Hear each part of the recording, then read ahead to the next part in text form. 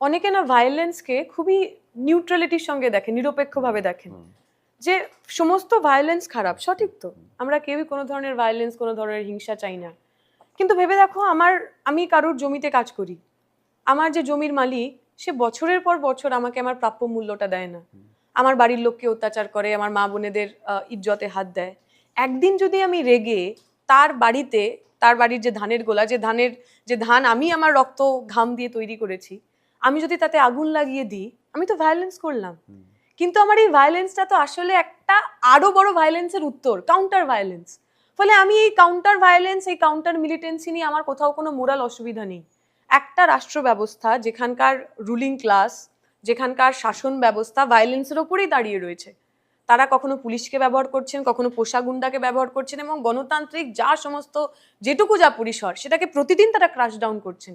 সেখানে যদি আমাকে সার্ভাইভ করতে হয়, এ তো রবি ঠাকুরও আমাদের শিখিয়ে গেছেন যে শান্তির দলিত বাণী শোনাইবে ব্যর্থ পরিহাস।